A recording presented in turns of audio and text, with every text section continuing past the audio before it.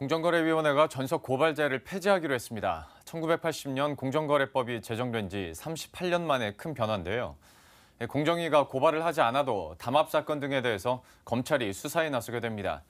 배경은 무엇이고 또 어떤 변화가 있을지 취재기자와 함께 얘기 나눠보도록 하죠.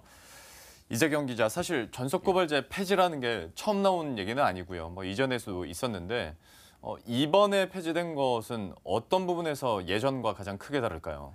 네, 이번에 공정위가 이제 전속 고발제를 폐지하면서 과거와 많은 변화가 생기게 됐습니다.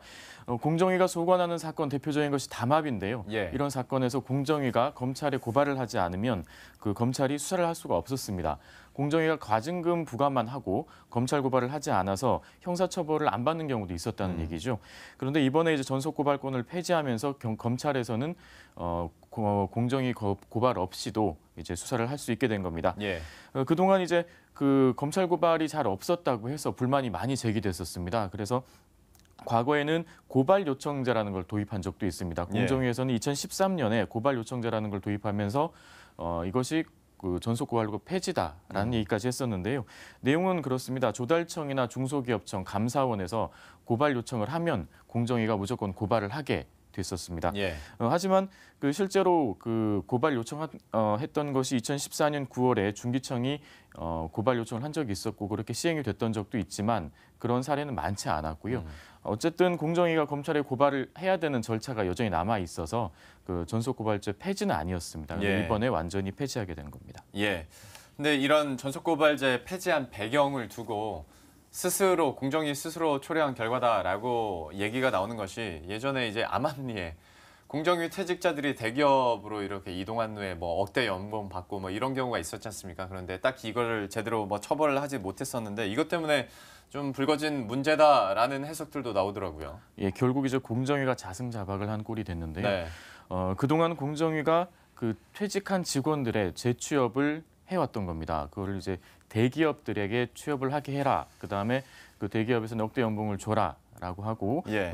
직책은 주로 이제 고문이었습니다. 고문이라는 직책이 사실 출근 안 해도 되는 그런 직책이죠. 네. 그렇다 보니까 억대 연봉을 받고 노후가 보장되는 그런 네. 생활을 하다 보니 사실 공정위가 전속 고발제라는 막강한 권력을 가지고 대기업들에게 갑질을 해왔다는 비판이 있었던 겁니다. 그래서 김상조 공정거래위원장도 취임하면서 전속 고발제 폐지를 추진해 왔지만 이번에 이제 기폭제가 되면서 검찰 수사 결과로 인정을 하게 된 겁니다. 그래서 쇄신 방안으로 전속 고발제 폐지를 가지고 온 건데요. 김상조 공정거래위원장 얘기를 한번 들어보시죠. 과거의 일이기는 하지만 이번 검찰 수사 결과 밝혀진 재취업 과정에서의 부적절한 관행, 일부 퇴직자의 일탈 행위 등 국민의 눈높이에 맞지 않는 잘못된 관행과 비리가 있었음을 통감합니다. 저는 근본 사태를 공정위 창설 이래 국민의 신뢰를 잃어버린 조직 최대의 위기라고 생각하고 공정위 내외부의 다양한 의견을 수렴하여 마련한 조직 쇄신 방안을 통해 검찰 수사로 밝혀진 그간의 잘못된 관행을 바로잡고 국민의 눈높이에 맞는 깨끗하고 신뢰받는 조직으로 거듭나기 위해 노력할 것을 약속드립니다. 짚어준 것처럼 부적절한 관행이 기폭제가 되면서 다시 한번 공론화가 됐고 결국 폐지가 된 건데요. 또 근본적인 이유로 봤을 때 어떤 고발이나 수사를 했을 때 이게 제대로 되지도 않고 처벌도 제대로 솜방망이 처벌에 그치다 보니까 또 이렇게 된 거 아니겠습니까? 예, 그동안 솜방망이 처벌이라는 비판은 많이 있어 왔습니다. 네. 대표적인 사건이 이제 4대강 사업 중에 아닌 보현산 다목적 댐 공사가 있었습니다. 입찰을 2010년에 했었는데요. 당시에 대우건설, SK건설, 그다음에 현대건설 이 세 곳이 담합을 했습니다.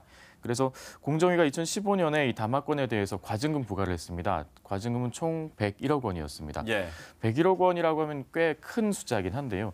이 보현산 다목적 댐 공사 자체가 1,650억 원짜리라는 걸 보면 100억 원은 사실 큰 돈은 아닙니다. 그리고 건설사별로는 적게는 22억 또는 많게는 44억 수준의 과징금에 불과해서 사실 건설사 입장에서는 뭐 큰 부담은 안 될 수도 있었던 거고요. 예. 그리고 이 1,650억 원짜리 그 담합을 적발했는데 공정위는 검찰에 고발도 안 했습니다. 이렇다 보니까 이런 솜방망이 처벌에 대한 비판이 많이 있어 왔고 예. 이번에 전속 고발제 폐지까지 이어지게 된 것으로 보입니다.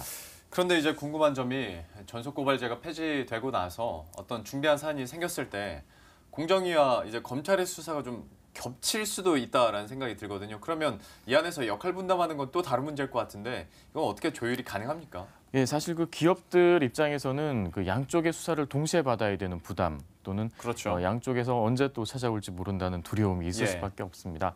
물론 이제 담합이라든지 이제 갑질 행위에 대해서는 그 마땅한 처벌이 있어야 되겠지만 그 기업 입장에서는 언제나 이제 그 수사 기관이 두 군데로 늘어나 버리는 부담이 있을 수밖에 없겠죠. 네. 그래서 공정위와 검찰이 그 역할 분담을 하기로 했고요. 그에 대해서 김상조 공정거래위원장과 박상기 법무부 장관이 그 얘기를 했습니다.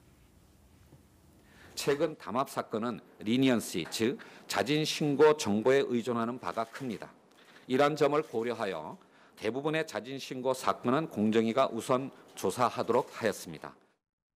국민 경제에 심대한 피해를 초래하거나 사회적 비난 가능성이 큰 사건에 한하여 우선 수사하고 공정거래위원회와 협의하여 그 의견을 최대한 존중하도록 하겠습니다. 예, 법무부는 아무래도 큰 사건, 중대한 사건 위주로 수사를 하겠다라는 예. 의지를 밝힌 겁니다. 그 사실 그 이번에 우리가 공정위와 검찰이 동시에 담합 등에 대해서 수사를 하겠다고 이제 결정이 나긴 한 건데 미국 같은 경우는 이미 오래전부터 양 기관이 수사를 하고 있었습니다. 미국에는 이제 FTC 공정위가 있고요. 그다음에 DOJ 법무부가 있습니다. 양쪽에서 모두 이제 그 담합 사건 같은 경쟁법을 다루는 그런 부처가 있습니다. 그리고 이제 주별로도 또 이런 기관들이 있다 보니 네. 미국에서는 부담이 더 크죠. 그래서 미국의 공정위와 법무부는 1년에 한두 번씩 만나서 서로의 업무 분담을 논의하기도 합니다. 아마 우리나라도 이제 그런 절차를 비슷하게 따라가지 않을까 싶고요. 이번에 전속고발제를 폐지하면서 사인의 금지 청구 제도도 도입하겠다고 했습니다. 그러니까 사인, 개인이 또는 이제 피해자가 직접 기업의 불법 행위를 하지 못하도록 법원에 청구를 하는 그런 제도입니다. 앞으로 도입을 하게 되면 손해배상이라든지 그 징벌적 그 절차들이 이제 민사로 이제 좀 더 넘어갈 수 있는 길이 열리게 되는 겁니다. 예. 그 미국이 이제 민사 또는 손해배상에서 그 훨씬 더 큰 비중을 차지하고 있죠. 예. 공식적인 처벌보다도요. 그래서 그런 미국의 그 어떤 법제도를 우리가 좀 더 따라가게 되는 그런 이번 단초가 좀 된 것 같습니다. 알겠습니다. 이렇게 해서 전속고발제 폐지와 관련된 내용 이재경 기자와 함께 알아봤습니다. 고맙습니다. 감사합니다.